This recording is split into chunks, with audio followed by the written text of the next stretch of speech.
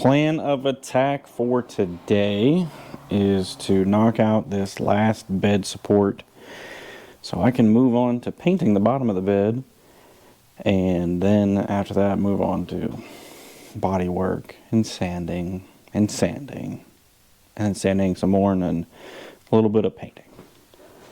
So hopefully the audio sounds good. Trying out a new microphone setup today. We'll see how it goes. This is the last support.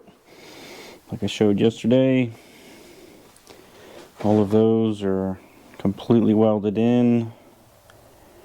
I got the bed looking pretty good. I got the swell completely out of there. The swell completely out of there. I still need to get some of these holes in the center of the bed cleaned up. I'm going to have a friend of mine come over and help me stand the bed up after I get this last support on, and I think that I'll have him hold a dolly on the backside while I hammer out some more. Try to get it straightened out a little bit better, because I know the owner of the truck plans on getting it rhino lined, so there's only one chance to clean all that up, and that's now, because if you don't get the dents out, you're never going to get them out with the rhino lining on there, or whatever brand he ends up going with. So knock that out, and hopefully I'll have somebody help me stand the bed up later on today so I can get the bottom side of it painted. I'm going to paint it with some Eastwood rust encapsulator and then a sealer that goes over top of that. So there's no chance of this ever happening again. I don't think it will ever happen in this truck's lifetime, but gotta prevent what you can, because in Virginia they love to throw some salt on the roads, and it ruins every vehicle eventually. So we'll get to work. One thing to note when doing this last support, if you try to tackle this project by yourself, I use my little belt sander to separate spot welds on everything. The belt sander ruins the material that you're removing, so all along this edge I would be fine grinding through, removing the spot weld, and then moving on.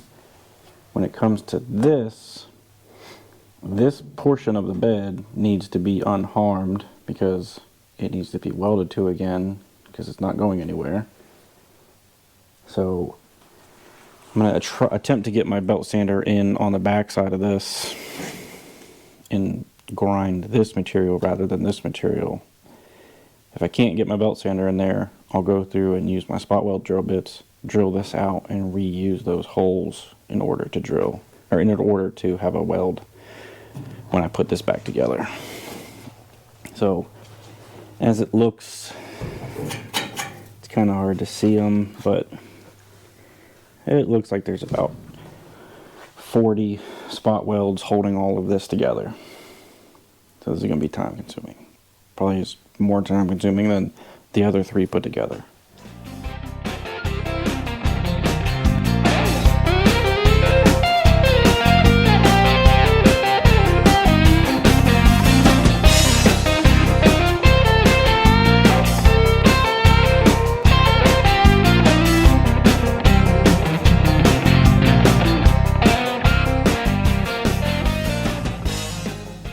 So I just want to give an example of why I preach this thing and why I think it's the best tool for this. That belt is pretty much worn out. It has almost nothing left on it. There is a spot weld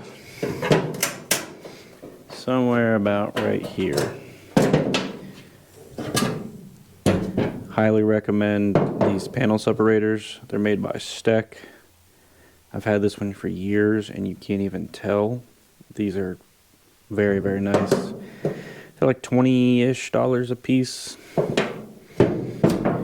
So very quick Very, very quick at doing this.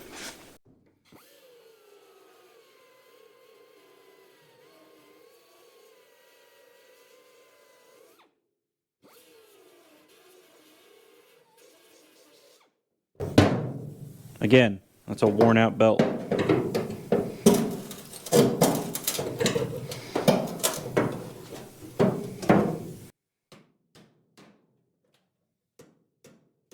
That's it. There's no possible drilling through there with your hole bit or spot weld drill bit. Most of the time, if you see in that time lapse that I just posted or just shown, most of the time you don't even have to hammer them apart. Usually it's immediate. If there is any hammering, it's quick. It very, very little bit. I have the high-end spot weld drill bits. I'll show them because I'm going to have to use them on the end, I believe. They have their place, but for the quick, easy to get to portions, I don't really care for them at all. Usually they create more work because if you're not careful with them, you'll either break teeth off of them, you'll break the little centering thing, or you'll drill through the material, and you don't need to drill through this. You need that material to be just as strong as it was before. This portion of it is very complicated and it's going to be time consuming because I doubt they show up on camera. There's spot welds here, here, here, here, here, here. So this is on like a 45, so you have to cut those spot welds off the 45 and cut the spot welds off the back and peel them apart from each other. So I got myself into something again that I should have just left alone. I gotta stop doing that. It's terrible.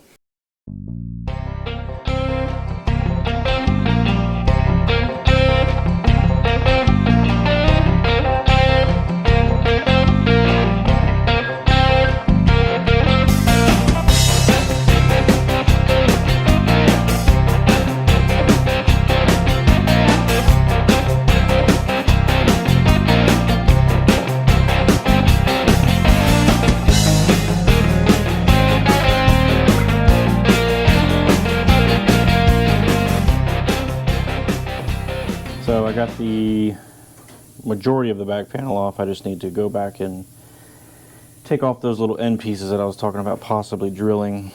I think I can get to them now that I have everything else off. It looks like somebody removed the bed from the old truck with a gerbil or something. It's rough. I didn't realize how bad it was with the bed the other way. But seeing this side, I think I can stretch out this back panel enough to get my hand up in there and hammer and dolly this back sort of straight, because this is bad. Like, it's kind of hard to tell. Both sides. This one's even worse. Gotta raise that is. So I'm going to try and flatten that out some. It makes sense why they rust out, because this thing was completely full of trash, and that stuff just holds moisture. On to the end things, and hammering and dolly more and more and more after the hours of hammering and dollying yesterday. One more thing to note. I don't know if you can actually see it. Just right here is super bowed out. You can see that's something that was in the bed struck this back panel. You kind of see it there. You can see it in this gap. how tight it is over there, and then you got almost 1.5 inches. So I'm gonna have to try and figure out how to get some of that dent out so all this stuff fits back together correctly.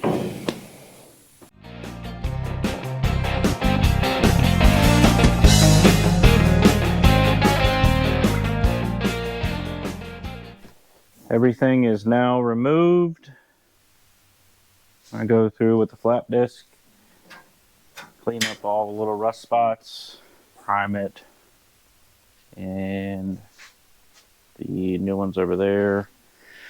Drill the holes in it and do the same thing I did on the rest of it. I got this edge straightened up. Just need to hit with the flap disc.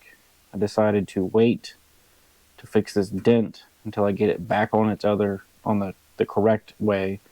That way I can reach down in there and hammer and dolly it, because I tried to reach my hand in here to hammer and dolly this, and all I could get in there was my fingers just to hold the dolly flat.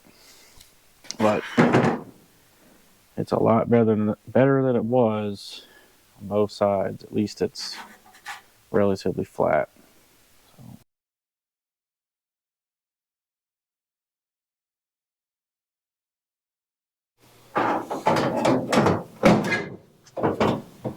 So it doesn't fit too bad compared to the rest of the bed. Is actually pretty good.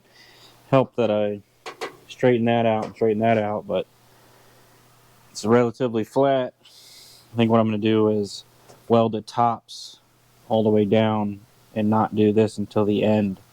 That way I can maybe get in there with a pry bar and pick up on it to push this against this. But I'll mark it out, drill it, and get to work.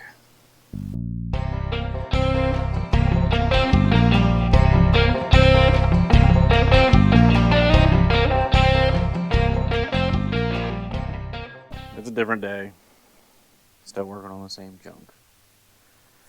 I know this is the second part of the video technically, but now I'm getting to the point where I can weld this on. I've got everything drilled and primed, all of this primed, so it's about to go back together. It gets me pretty close. I think I'm gonna have to hammer and dolly this first though. This edge is all rippled up. Can't expect perfect out of eBay stuff or wherever this came from.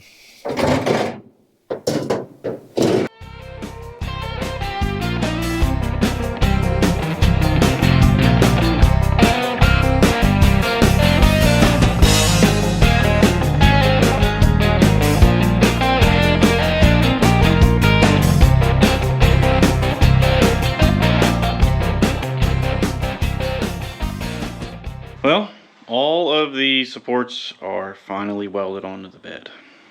It wasn't the easiest thing, not the hardest thing, just time consuming. Very, very time consuming. If you had a bed that doesn't look like somebody dropped a pallet of cinder blocks into the bed of it at some point, you'd probably be able to cut about 3/4 of this work off, because almost all of the hard portion of it was just straightening the bed out enough to get the supports attached to it, but it don't look too bad.